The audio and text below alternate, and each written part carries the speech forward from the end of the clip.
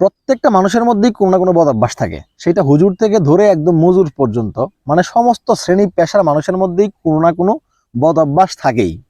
এবং প্রকাশ্যে বদ অভ্যাসগুলোর মধ্যে সবচাইতে গুরুত্বপূর্ণ হইতেছে স্মোকিং করা এবং হইতেছে জর্দা সুপারি দিয়ে পান খাওয়া। এই বদ অভ্যাসগুলো হইতেছে প্রকাশ্যে বদ অভ্যাস। ঠিক আছে, আমি এই দুইটা প্রকাশ্যে বদ অভ্যাস নিয়ে আজকে আমি কথা বলবো। বিশেষ করে প্রকাশ্যে বদ অভ্যাসগুলোর মধ্যে সবচাইতে বাজে একটা বদ অভ্যাস হইতেছে স্মোকিং করা। এবং অনেক হুজুর এবং গণ্যমান্য ব্যক্তিরা বলে যে স্মোক করার পরে যদি কেউ উপাসনালয়ে যায় তার উপাসনা কবুল হবে না, সোজা হিসাব, তার সাথে ফেরেশতা থাকবে না। ঠিক একইভাবে আপনি দেখেন অনেক মুরব্বী আছে, অনেক হুজুর আছে, তারা কিন্তু মসজিদে বসে জর্দা দিয়ে পান খাইতেছে, জর্দা দিয়ে পান খাইতেছে। আমি দুইবার বললাম কেন, যে স্মোকিং করতেছে সে করতেছে কি তামাকটা পুরাই খাইতেছে, আর যে জর্দা দিয়ে পান খাইতেছে সে সরাসরি তামাকটা চাবায়া গিলতেছে, এবং সেই তামাকের যে ঘ্রাণ, সেই ঘ্রাণ কিন্তু অনেকটা উদ্ভট এবং উৎকট, আপনি পাশ দিয়ে হেঁটে গেলে টের পাবেন।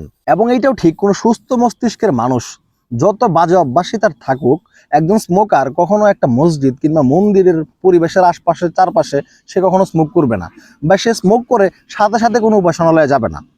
কারণ তার মধ্যে একটা লজ্জাবোধ বা ধর্মীয় একটা অনুভূতি তার মধ্যে আছে, তার মধ্যে অনেক বাজে অভ্যাসও আছে, তার মধ্যে যেমন বললাম আমি স্মোকিংটা, সে কিন্তু কোনো ধর্মীয় উপাসনালয়ের আশপাশে সেটা করবে না, এবং সে স্মোকিং করে সরাসরি সে মসজিদও যাবে না।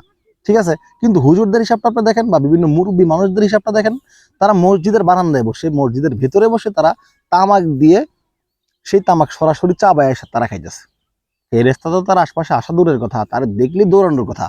কিন্তু তাদেরকে হয়তো আমি সেই জিনিসটা বুঝাইতে পারবো না, যে যেটা করে সেটারে সে লিগেল মনে করে, এবং তার বিপক্ষ মতো আবার যা করে সেটারে সে একদম হারাম ট্যাগ লাগায় দেয়। ঠিক আছে, হারাম হারামই, যে জিনিস হারাম তা হালাল করা যাবে না, কিন্তু আপনি যেটা করতেছেন সেটাও কিন্তু হারাম, এবং আপনারটা আরো বেশি গুরুতর অপরাধ। ঠিক আছে, কারণ মসজিদের মতো পবিত্র জায়গায় আপনি করতেছেন কি ডাইরেক্ট জর্দা দিয়ে পান খাইতেছেন, এবং সেই পান খাওয়া শেষে আপনি মুখ না ধুয়ে মসজিদে গিয়ে ঢুকতেছেন, সেটা আরো বড় অন্যায় না?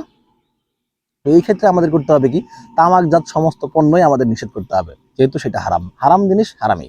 সেটা আপনি পান খেয়ে হালাল বানাতে পারবেন না, আর আরেকজন স্মোক করতেছে তার দেখে আপনি হারাম বলার কোনো অপশন নাই, দুইটাই কিন্তু হারাম। ঠিক আছে, সেই সমস্ত জায়গা থেকে আমাদের মুরব্বী আনেকারাম এবং বিভিন্ন হুজুর যারা আছে বিভিন্ন ওয়াজ নসিহত করে, ঠিক আছে আপনারা করেন ভালো কথা, কিন্তু নিজেরাও মানার চেষ্টা করেন, নিজেরাও মানেন, আগে নিজে ঠিক হইলে পরে আপনি অন্যরা কিছু বলতে পারবেন। ঠিক আছে, সবাই ভালো থাকবেন, সুস্থ থাকবেন, সতর্ক থাকবেন, এবং তামাকজাত পণ্যরে না বলবেন। ঠিক আছে, ভালো থাকবেন সবাই, আল্লাহ হাফেজ।